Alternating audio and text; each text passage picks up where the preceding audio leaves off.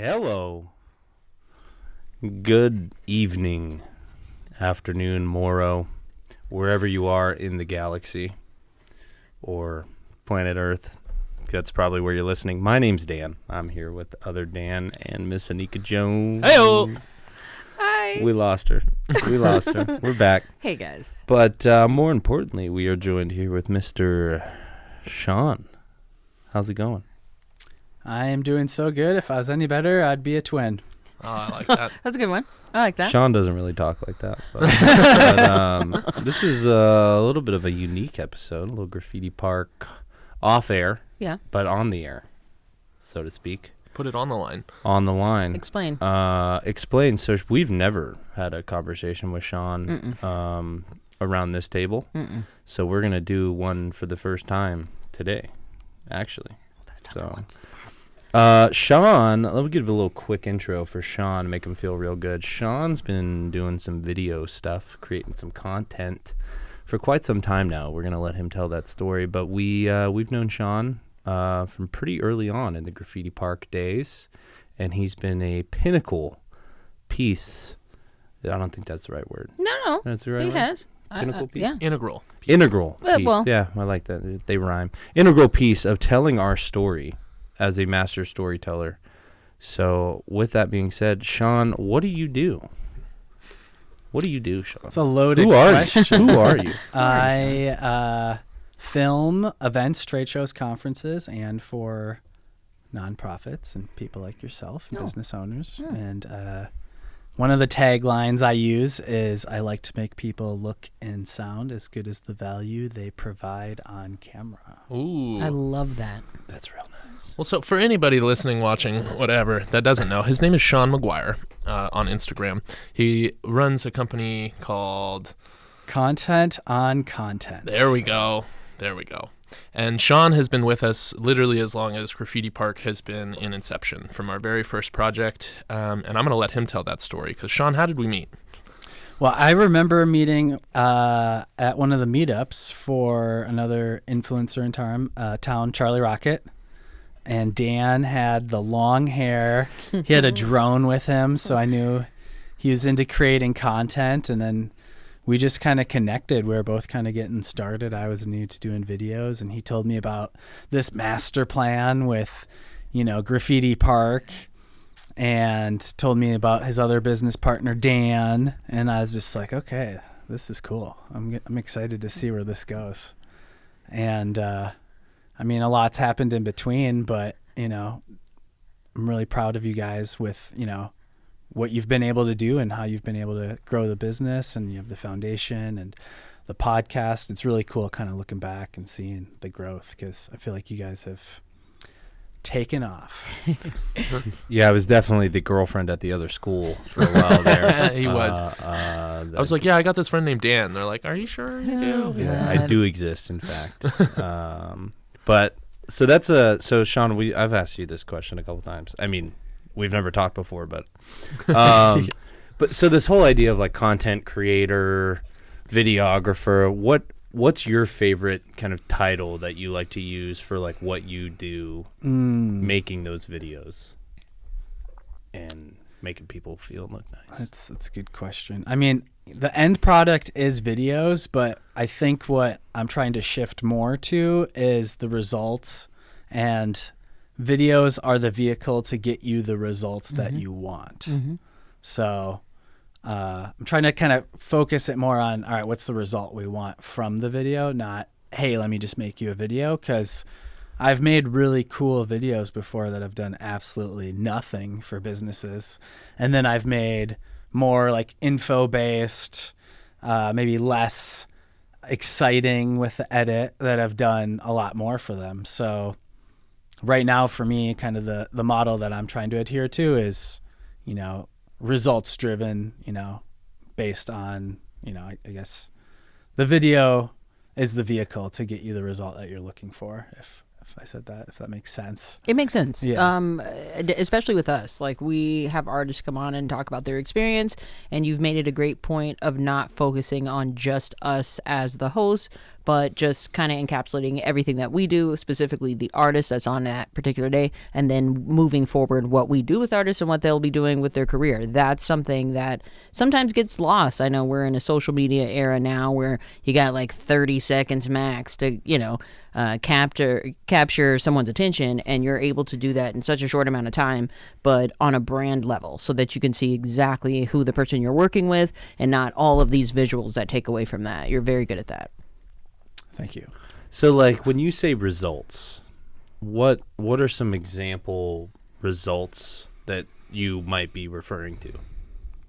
Oh, well, that's a good question. So I'm trying to do more case studies. I think the best one that I have right now is Busy Coffee. Shout out Busy Coffee, some Minnesota boys.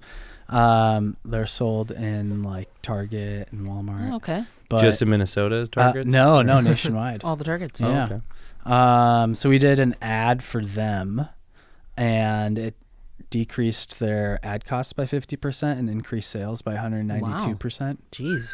Off of just one video for their ads on Amazon. So stuff like that, feels really good, because then it's not just, hey, I made you a nice video, but we actually like contributed to, more revenue for the business. Mm-hmm. Yeah, it almost feels like in the video world, like I've never heard it talked about the way that you're talking about. Like, to me, it's like when I think of creators that I enjoy watching, like on YouTube, and I'm just being a couch zombie or whatever, like, to me, I'm not like, there's no result other than like me consuming that content for some of those people, right? Mm-hmm. So like you taking a look at it as like, yeah, I've made these really cool videos, like even for us, like there's been some awesome edits, and I'm like, oh, that looks really cool. But you're like, yeah, but what level of impact does that have beyond that? How did you come to evolve, or have you always felt that way? Like, how did you come into that way of thinking? That's a good question. Right now content's at an all-time high. It just keeps, increasing with the level of not only consumption, but creation. We saw a huge spike when COVID happened. More and more people were creating and watching than ever. And then I think since then, especially with, internet democratizing, like knowledge, and you just be able to learn anything, there's more and more people doing it. Yeah. And so I'm trying to stay ahead of the curve and not just be a videographer. Yeah. I'm trying to be looked at as more of like a brand strategist, marketer. So I think it's just been kind of an evolution of doing it for so long, because, there's more and more people doing it. So I think, like, I look back on like maybe during COVID or even a little bit before COVID, when I had a camera, but I wasn't really doing as many paid jobs. It was more relaxed. Like if you posted like one video a week on YouTube, or like even a few times on Instagram, you were posting frequently. And then like the Logan Paul and Jake Paul were kind of the first to do, like, in my mind, daily vlogs, and they delegated it because they delegated the editing to somebody else. So that's why it was so sustainable for them.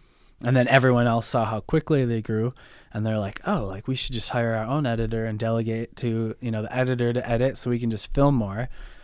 And now it's just like a snowball rolling down the hill. Like content gets, kicked out and edited quicker and quicker. And, there's like some entrepreneurs who have, a multi-person team, and they're posting like 10 Instagram reels a day. And, 5 years ago, they're posting once a day, maybe, if that. So what has that done for you and to the industry and to your outlook on being a content creator? Well, I think to the industry, we're seeing different cycles. Like right now, I think we're, starting to see a little bit of a comeback on YouTube, at least with vlogs. And maybe some people pulling back from like the retention editing, where you see the sound effects, the captions. Like there's a couple channels that I follow, and I even just watched a video the other day of a guy analyzing other channels where it was just jump cuts. There's no text, there's no music. It's just the person in a room talking to the camera. So I think we'll kind of see like old trends come back. What's it do to the industry? I mean, I think it just makes it more competitive, and I think it makes it harder because, more and more people are creating, more and more people can create. The iPhone does a really well, job with the high dynamic range, and you got 4K, and, mine has 2 terabytes of storage. So I think it's just kind of speeding everything up. That like barrier to entry is easier. A lot. Yeah, it's a lot lower. And I think like you talking about channels that don't have all the crazy editing, like I'm not endorsing or plugging, but like Sam Sulek. Yeah. He's got like 4 point something million subscribers on YouTube, and it's literally just like him and a camera. Does all of his own edits. He's got an intro, and that's it. And they're 40-minute videos of him going to the gym and just like talking in his car, And it's like almost 5 million people subscribe and watch those videos. Yeah. So it's kind of like, to your point, there's ebbs and flows to what people are interested in. Yeah. I think there's a niche for everything, regardless of what you're doing. Like, even if you're like typing in like study with me, there's YouTube channels where you can study with the person, and they'll do Pomodoro timers, and they'll be like, all right, you guys ready? Timer starts. And then, like, That's it's crazy for like how much content is being created, and like how niched down some people really are with what they create. Are you looking it up? Yeah, I want to. YouTube in 2022, so it's probably even more. YouTube saw over 500 hours of video content uploaded every minute. Wow. Just 30,000 hours of new content per hour. It's crazy. Shout out to the podcast bros. But this is what makes what you do even more impactful, because you're drawing in whatever that niche is to the subscriber, right? So like, you might just be sitting in your car, but if what you're saying makes an impact on me, and what you're doing throughout that day makes an impact, I could care less whether you're in your car or not. You're able to do that with what you're doing by us just looking at these videos right away. I can tell in the first 5 seconds, this isn't just somebody's like, I'm just going to post and delete later kind of thing. You've put actual work into it, and I can already tell what the person's talking about in those first 5 seconds based on how you put that content together. That's what makes it even more competitive now, because you have to draw my interest. You can draw the next person's interest immediately. And if I don't know that you have something that's going to make me relate to you, your content might be lost to millions of people, because it doesn't have that one little thing that draws people in, Attention spans are short right now. Shorter than a goldfish. Yeah. And we've talked about like hooks and things like exactly what Anika's talking about. And I'm curious because, obviously with Graffiti Park and Graffiti Park Radio, we have creators come on, mostly in the visual arts, right? So you're our first guest that kind of steps outside that traditional visual art form, right? Because even if it's results based, I feel like there's still an art to the video editing and in the different finished products that you're putting out there. So so do you still enjoy or think about creating videos or maybe photography or anything like that that's just a self-expression art form, or is all of your kind of mental energy spent on the results base? Not saying one's better than the other, but I'm just curious. It's a good question. Yeah, no, it definitely started out as more of a passion. Now it is definitely a little bit more of a job. It's still fun. I still enjoy it. I think like doing things that are a little different, like when I was at the fest last weekend, taking photos and then like, all right, I'm going to make this into a video. Like that was fun, because I was like, all right, kind of stepping outside of like just doing the video, still creating. But yeah, it's kind of this double-edged sword, because I think a lot of creators get into creating with a camera because they want to make stuff for themselves, but then they're like, oh, I also need money. So then you try to find clients, but then when you have the clients, you're like, I need to do the client work. Yeah. And then when you don't have the work, even if you've saved up, it's hard to put that mental energy into your own stuff. Yeah.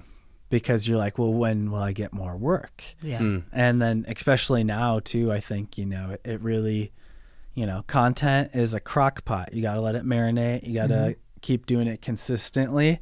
And you don't know, how many videos you'll have to post until you can monetize your channel. Yeah. Or like I have a friend, for instance, he was posting every day for the last like 90 days and he just monetized his channel and he's like, this is going to be so great.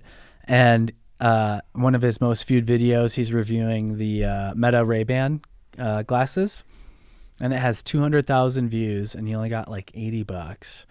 And he's just like, I'm going to pull back on YouTube a little bit because it's not as much money as I thought. So I think a lot of people look at the tip of the iceberg, like the Mr. Beast, the Sam Sellecks, the Logan Pauls, and they think, oh, I can make, millions of dollars, have millions of views, do brand deals. But in reality, those guys are like 1% of the 1%. Yeah, I mean, with the 30,000 hours of content, we can probably think of 10 famous YouTubers. Yeah. And I think, and Dan always makes fun of me, but like Casey Neistat, like he blew up, but his whole thing was not doing it for that. And then once he blew up, people would be like, oh, well, I'm going to start doing that for that, right? So it's kind of like a flawed, starting point. So being that now that it's kind of taken up more of the job mentality, what are some other things you do in your life to that kind of expressive outlet? Yeah. Thanks for asking. Really enjoy rock climbing.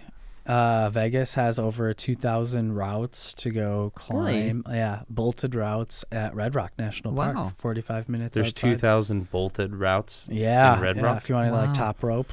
I don't know about all that. Shout out to Red Rock. Yeah, so I like rock climbing because it forces you to live in the moment.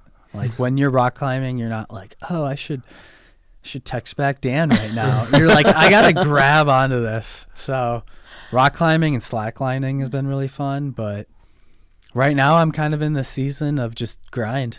Yeah. So, but it's like climbing and working.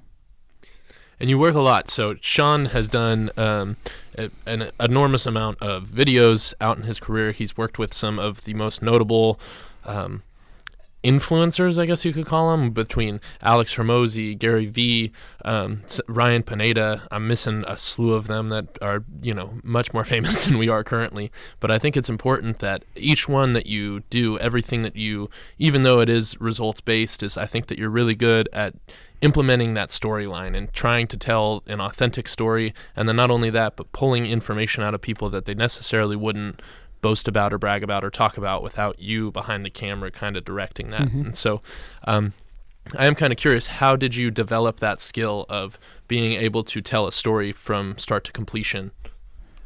So yeah, that's a good question. I mean, I think I'm still getting better. And I've filmed a lot of people. Like Ryan Pineda's hired me. Shout out to Ryan.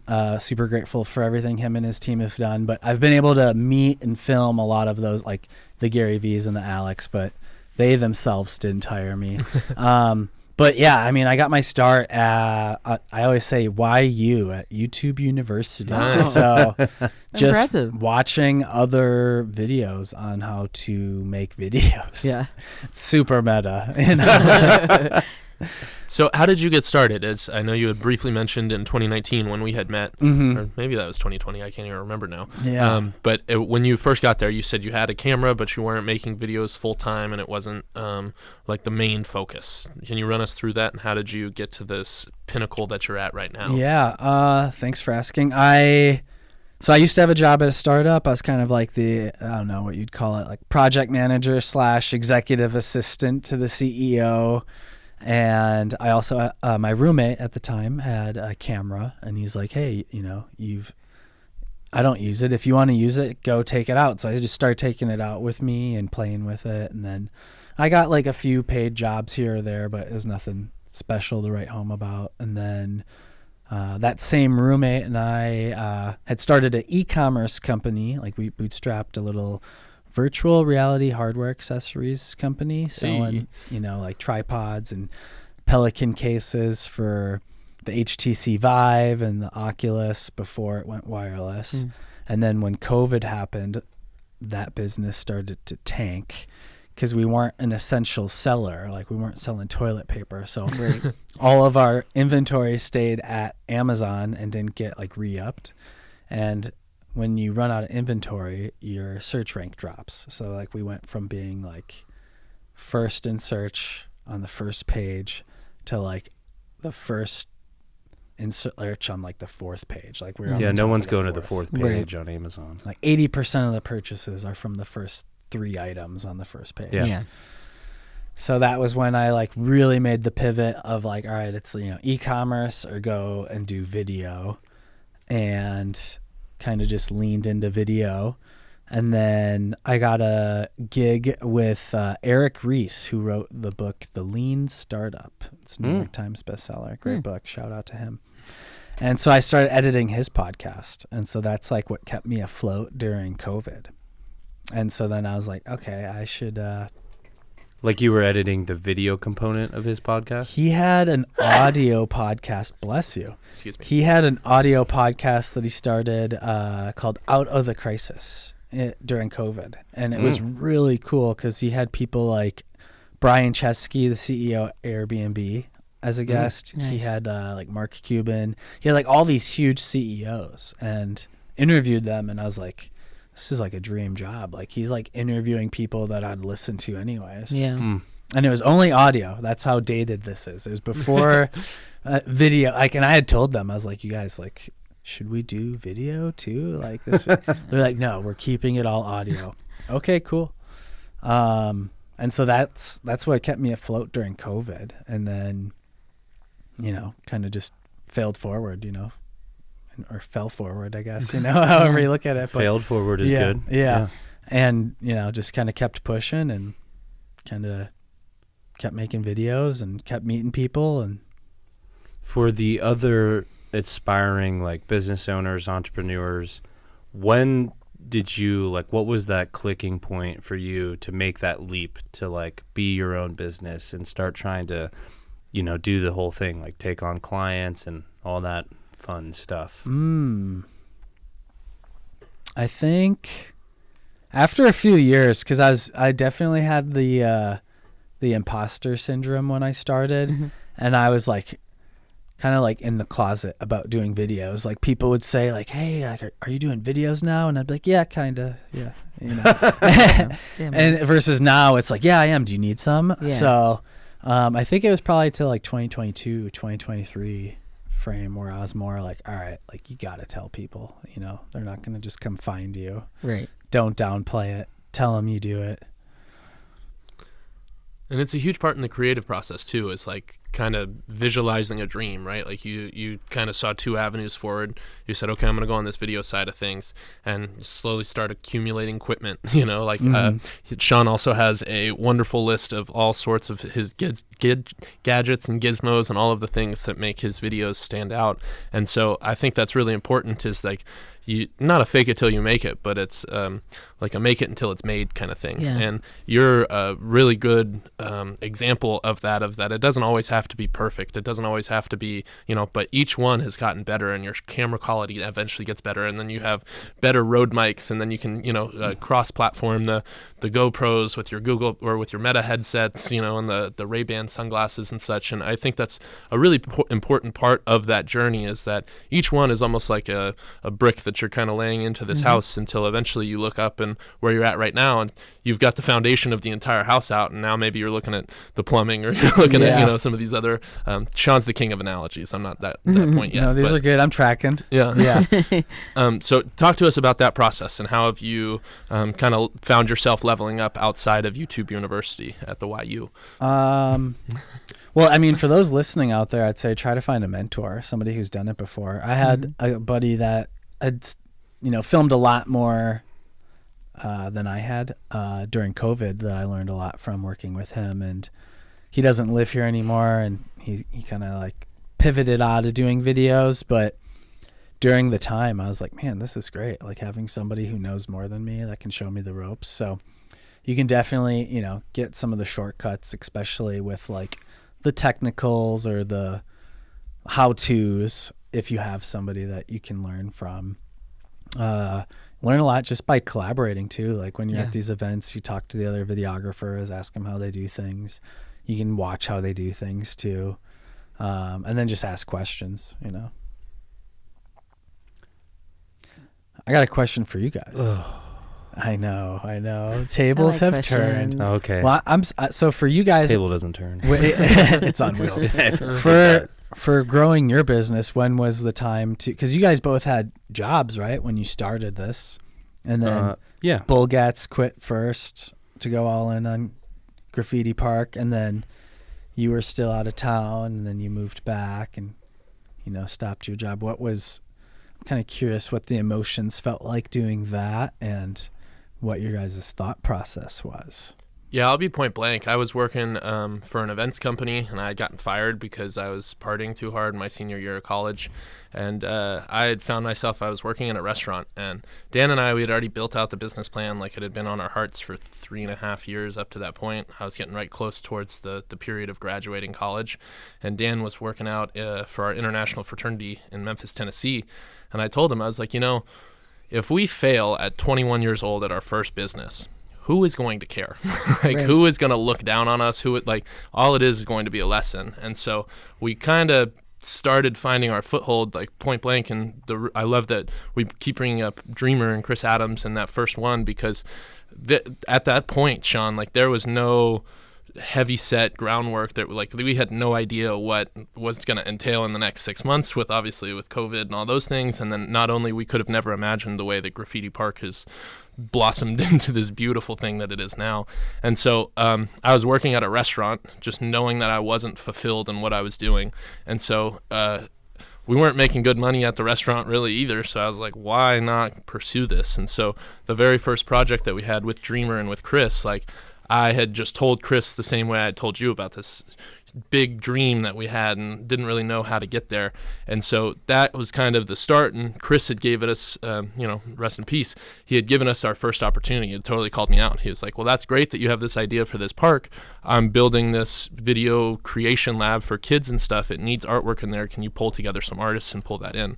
And so it was really the first time that we had ever had the opportunity to put a call out to artists. So we had 7 artists reach out to us in that, and of those artists, we still talk and are very involved with, I'd say 5 out of the 8 of them that were involved in that. And so that was kind of the first project that we had ever had. It eventually turned into a YMCA project at the Bill and Lily Heinrich YMCA in the field wall, and Dan and I pretty much bootstrapped that one. Each went in, I think, $1,000 a piece out of what we were making in our jobs and stuff, and it really became this, this is going from a dream to something that's real and something that's concrete. And so our very first project, we had 32 artists on that entire wall that was 600 feet long. And we went so far into the red in that project, and we were just so excited to curate it and get artists involved that we completely forgot what the YMCA asked for out of the artwork that we were putting up on there. And so out of that, Dan and I had to strap up another $1,000, I think, to pay for more paint and ask the artists back out there for the next weekend to cover up some of the murals that we had just done. And so again, failing forward, I love that you said that, because each step of the way you slowly start to realize. Yeah. And so it was none of that. There was a lot of this moonlighting as this stuff. I was working towards that at the day. I was working the closing shifts at the restaurant, which helped out a lot. And we just slowly started piecing it together. And it wasn't until, and Dan and I have talked about this at Las Vegas High School, talking to students and all those things, it wasn't until about 2-3 years in that it was okay, there is enough in here that we can make this a full-time gig. It's not going to be special. It's not going to be, it's not like we're making millions of dollars by any means, and we're still not, but it's all about that dream, all about that goal. And so it was just kind of chipping away at that until it got to a point where I told Dan, I was like, all right, man, you got to move back. And then Dan was pretty much doing, full-time and still working as he could. Yeah, 2 full-time jobs. So jump on in. So Dan kind of skirts around it takes, Dan and I are like a yin and yang. I graduated college a year before him, jumped into the corporate workforce. So, you get your taste of there's a salary and benefits. And you're like, oh, okay, I can afford things. I'm not in college anymore. And so I'm doing that. Dan's doing his senior year of college. He's, graduates in 2019, and then he does another year of soul searching, kind of doing what he was talking about. That's a good way to put it. And we lost Sean because he's got a 30-minute limit on his camera, which is why we will now tell you this is actually the second episode that we're doing with Sean, but he's back. And so I think the part of the story, like I'm going to get to the answer to your question, is Dan didn't really ever make a shift. It was he did the thing. Yeah. And I was kind of like, okay, I'm re-upped my contract because we still hadn't started this whole thing yet. And so I'm like 2 years, or I signed another 2-year contract out there. And so now I'm like, oh, this is like getting real in 2020. Like we're actually starting this business, putting money towards it. And so then my 2-year contract was coming to an end. So that for about that first 8-10 months of activity, Dan was out here by himself. I would fly back, and then, the plan was always to come back to Vegas and anyhow, but then it was like, oh, I got to get back. And so if Dan had his way, I would have quit my job right then.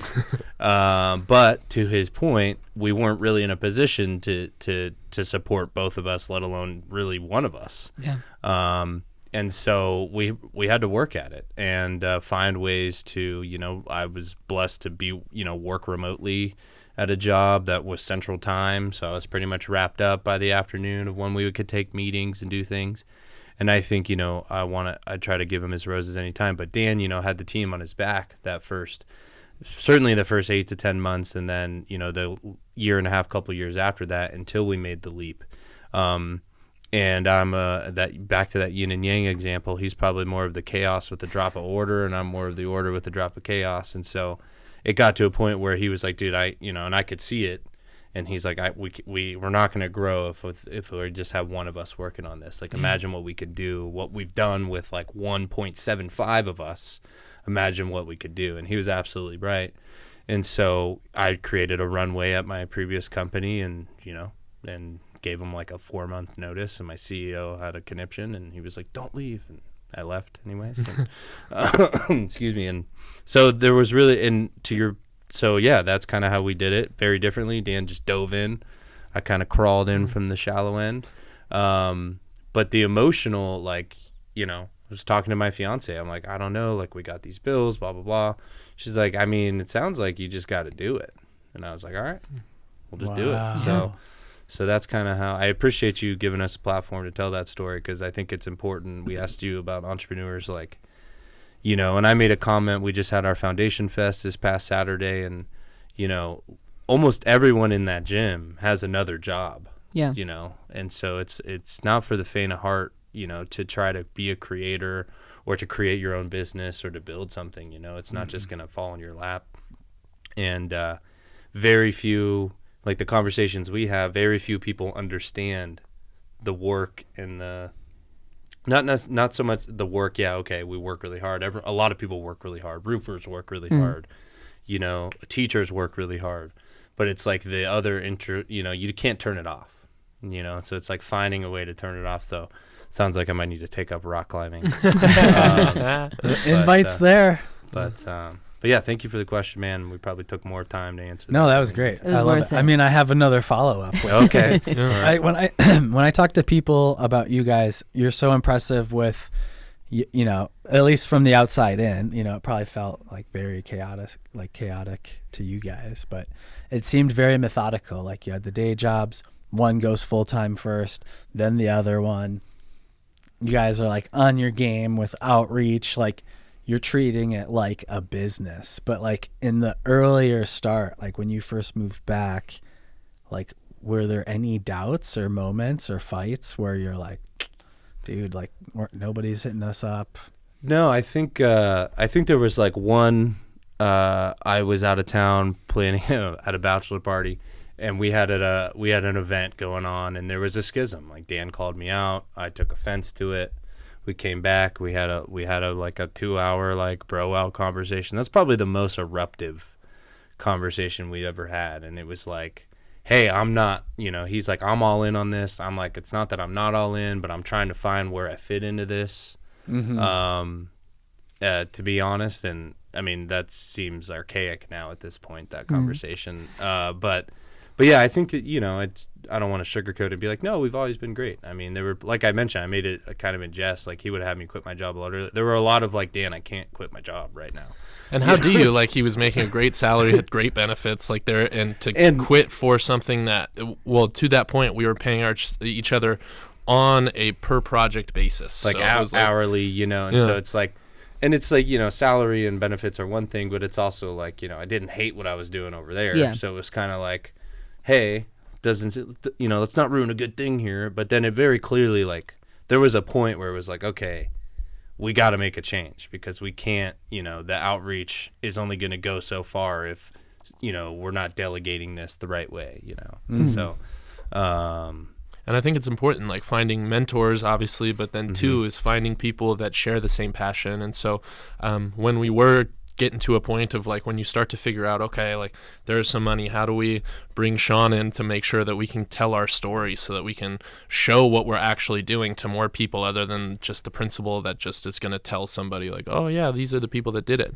And so you slowly start to integrate that in and slowly start to bake that into your costs so that it's like, okay, well now we can afford that. And then, we get down a couple of projects later and we meet beautiful Miss Anika Jones over at Manch Elementary School, and she was such a catalyst for us figuring out, okay, these are the schools that we should reach out to. These are some of the programs that the principals are noticing the differences in. And pretty much after our very first project over at Manch, I was like, how do we poach Anika like from the school district? And we're still, figuring out how to get everybody involved. But it's important not only to have mentors, but people that believe in the mission, want to be there. Yeah. And then you kind of figure out a way to get it all started until it, again, like you just make it until it's made. It's not faking it till you make it. Absolutely.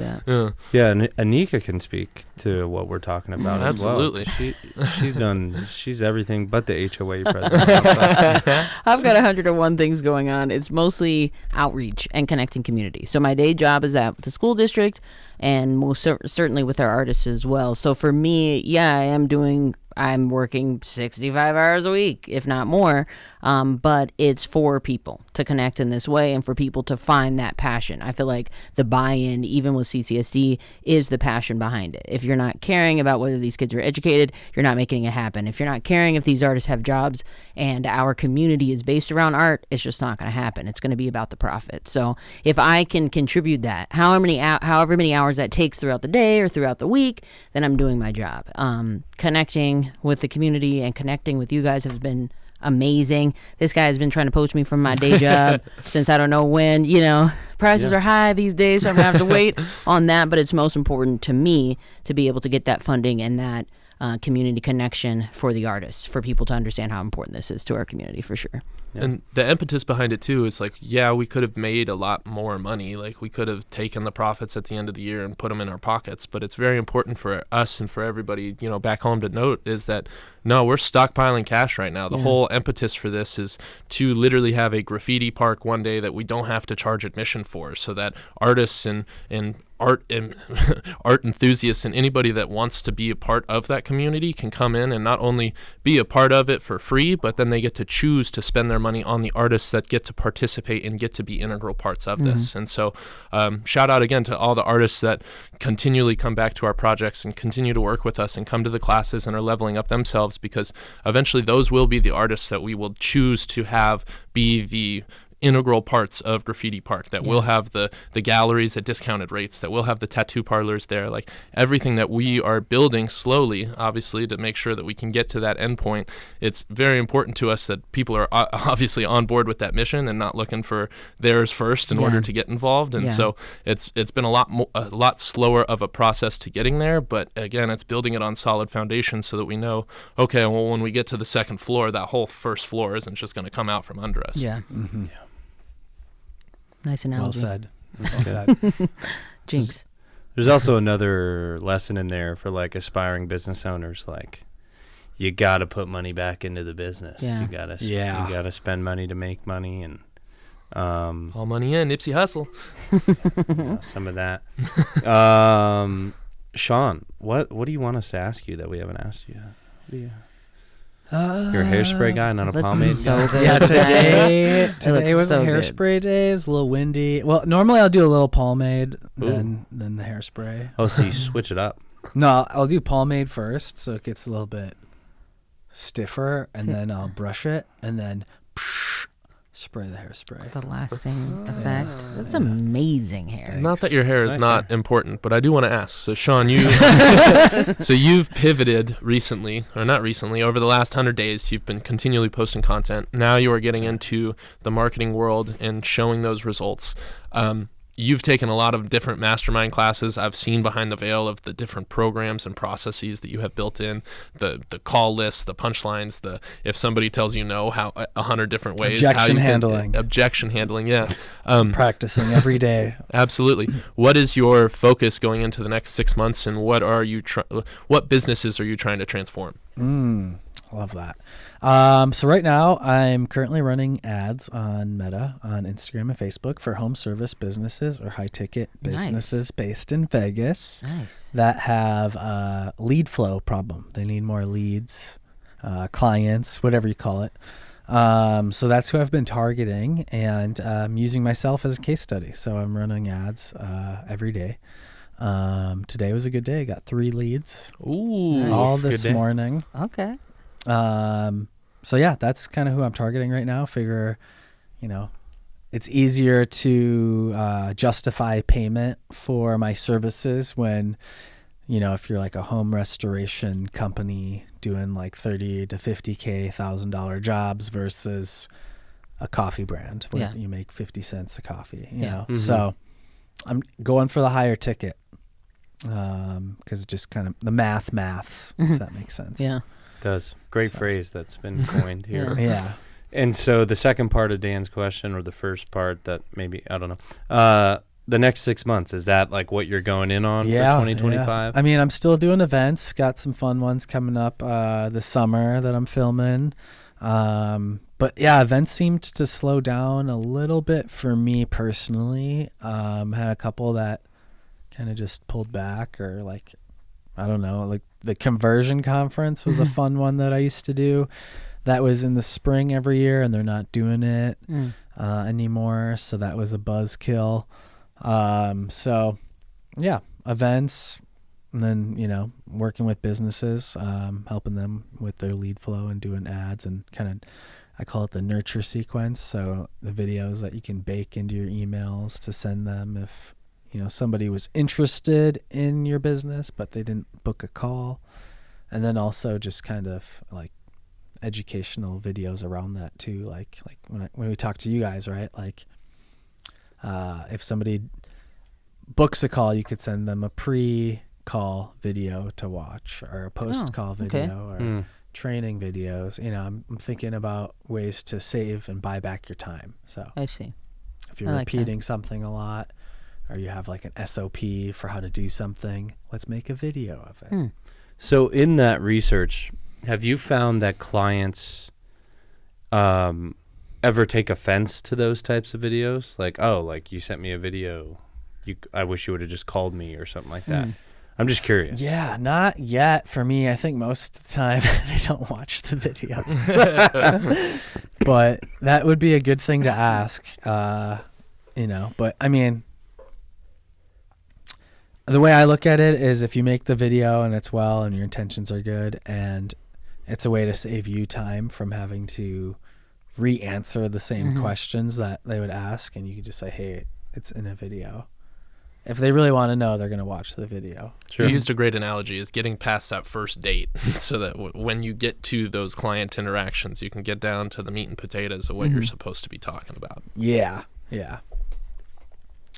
What about you guys? What's your 6-month goal? This guy. I know, I'm just turning the table. This guy, the kidney bean. 6-month goal, we're going to be finding a new location for our kind of workshops and warehouse needs and whatnot. So our partnership with Boys and Girls Club is still strong. They just sold the building that we're in for not the one we just did the event at. We're cozy there, but the other location. So that's Did you know that was going to happen? Yeah. This was not sprung on us. This wasn't a curveball. No, not at all. Nope. So and another Sean's hilarious. It's just another part of those dominoes Dan was talking about to fall. And then we're trying to bring on more teams. So we've worked with some consistent contractors throughout the years. We're trying to W-2 some more employees. So we're keeping the Congrats. Thank you. Which adds a whole other set of stress and thoughts to the business, because it's not just taking care of yourself and like making your dream happen. It's like taking care of your team and all that. So those are some of the big things. And then we're trying to expand into some different markets. Like we've really cornered the in a positive way, and there's still it's the 5th largest school district in the world, so if you're a creator, go out there, do what you got to do. But we've done a lot of work with CCSD, a lot of work with municipalities, City of North Las Vegas, City of Henderson, and we were going to continue doing those things, but we want to find other avenues to create and bring in some more opportunities for artists to create. So it's kind of our 6-month. Dan, when do you have to be out of the guy wants to get like commercial real estate licenses and so that's a big one. Again, we've got to be out of Lead Boys and Girls Club, as they sold it to a private charter school, and so that one we're out of by October 1st. So again, any commercial real estate agents listening, we're searching for a new place. We would love to be down in the Arts District, but again, money has to be right. We are again trying to focus all of our efforts and energy into owning our building one day. And so while we will have a new operational unit somewhere in between, I would say, Area 15 and the Arts District in the next 6 months, we'll be in there again by October 1st. You guys will all be the first ones to know about it, as we'll likely have a grand opening event. There will be a lot of foundation fundraising that's happening along those lines. And so that's the biggest focus, I would say, for us in the next 6 months. But on top of that, as we continue to grow, our skills has to as well. Yeah. And so this last year, we were blessed enough through Employee NV to get some grants to allow for me to get my project management professional certificate, or my PMP. Dan was a nonprofit management certified nonprofit professional. There you CMP. go. Wow. So I'm flipping that one. And then Miss Anika got her CRFE is right around the corner. Correct. Certified professional fundraising executive. Now we're talking. Yeah. And so, again, we're just always looking for ways to level up our team. And so we'll likely take advantage of some grants as well. I'd love to go and get into commercial real estate, and so that we understand the ins and outs of it, so that we can make sure that we're taking care of our artists and that they're not being hit with any surprise fees as they're looking to rent out and sublet our space, which will, again, keep all of the attendance and admission into the park completely free. And so that is the impetus. That is our goal. That is in the next 6 months, we will be pushing out all sorts of content and having all sorts of events to include that into our plans. And so for anybody listening that wants to get involved, again, we're www.graffitipark.org or at graffitipark_LV, and we are accepting in open arms anybody that can help us accomplish our dream and do it faster. Are you trying to just avoid the commission by being your own commercial real estate person if you get the license, and then save on the commission and put it back in? That's hilarious. I mean, you could. It's not a bad idea. I'm not down. No, I think what Dan's talking about is, if we're gonna have a park and have like art studios and galleries and different things, like you're essentially a landlord. Yeah. At some point, you're leasing out commercial space, and so the idea is to know enough. I think we know enough about it, but to know all of what you need to know about that. Yeah, which makes sense. So you can play in that space. Yeah. Very similar to the Ferguson. We actually have a partnership that we've just started with the Ferguson downtown, where we'll be doing different installations throughout the months. Coming up this summer, we have one on May 30th. Yes, we do. If you are so inclined to come to our paint and sip at the Ferguson, at the bar, we'll have a couple of different events throughout that time, and they probably have something very similar because they have very, stores in there, restaurants, tenants, and things of that sort. So we want to make sure we're doing the right thing. Yeah. Nice. Yeah. Sean, favorite camera brand? Sony. Sony gang. Sony gang. Yeah. Favorite action cam? The Insta360 that I have, the one that we filmed with before. That's really fun. We've never filmed before. Yeah, I'm just kidding. The first time. Kidding. Favorite wireless microphone company? Well, I like the DJI Mic 2s that we got on your guys' mics right now. Off to the side. Favorite client you've ever had? Graffiti Park. Hands Nailed it. Of course. Good answer. Yeah. Favorite hair in the room next to yours. Anika Jones. Of course. Oh, no, who's your favorite outfit in the room? Well, you already know. This is my Anika Jones. She changed. What about your favorite film director? I mean, can we switch that to YouTuber? I like Okay, YouTubers yes. more. Let's But yeah, keep it modern. You mentioned him earlier, Casey Neistat's probably like the OG. Okay. He was the guy that I was watching a lot in the 2017, 2018, where like he would just make a basic day seem so cool. I like Like that. he'd be like, oh yeah, FedEx guy came or UPS guy. I'm going to go longboard. I'm going on a run. There'd be like some meaning to the video and lesson. And then you'd be like, at the end of the day, he like really didn't do anything. It's just a really well put together video, but I love his videos. I'll have to check him out. Yeah. Oh, you haven't seen him? I mean, yeah, I'm going to check him out Casey, again. if you want to get Okay. involved in Graffiti Park, Yeah. I will send you this video. Yeah. I watch you all the time, actually. This is gonna find your DMs for sure. What other? Do we got anything else? This is our longest episode ever. This is a long What are you episode. most excited for in the next 2 months? Vegan chicken salad. Well, Cugino's in the next 20 minutes or whenever we Lord. go. Cugiano. Shout out to them. Gino's. It's Cugino's. Cugino's, and I Cugino's. think they close at 7. No. Come on, Dan. No. I think, well, one event that I have that's fun coming up, got the Forward event with Neil Dingra. He has an event every summer, and it's not like the other events because his community's super excited. I don't know how else to say it, like, unless you're there, but it's not like boring where it's just speaker after speaker. Yeah. Like, everyone's really engaged. Everyone wants to be there. Everyone's excited. Like, they get like the little glow stick things that they have at the games, and people like wave them around, and they just make it fun. That's cool. And yeah, his event last year, he had Gary Vee and Alex Hormozi speak. So he always brings in like the top dogs. So this year he's got Dan Martell, the author of the book Buy Back Your Time. So I'm excited for that. That's in July. Outside of work, probably going to go home to Minnesota to see the fam. We got a cabin up north. So Nice. Don't you know? don't you know? Hang out at the lake. So that's always fun. But yeah, other than that, I'd have to check my calendar. I don't know. I can't believe it's already summer coming up. Yeah. Yeah, man. Well, Shondo, You gonna land the plane here? where I'm landing. Well, Wrap you're it the up, one B. with all the fucking questions. I have more. it up, But it has been a pleasure to sit down with you, man, again, or for the first time. Yeah. But Let's do it again. if people are looking to find you, where can they find you? They can find me at my home address, which is at Sean SHAWN McGuire MAGUIRE on Instagram.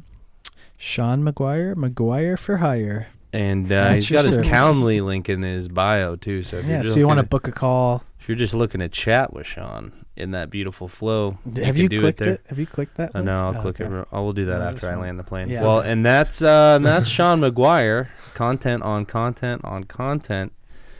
It's been a pleasure, man. You mean a lot to us. If there's ever a really awesome story that we want to tell, we know who to call. So, Appreciate it. Love you For guys. sure. Dan, Miss Nika Jones, anything else from you guys? Good? If you would like to inquire about Graffiti Park services, you can find us on graffitipark.org or on Instagram at graffitipark_LV. It's very important to us. This is our mission. This is our hopes. These are our dreams. Please don't shit all over them. Thank you.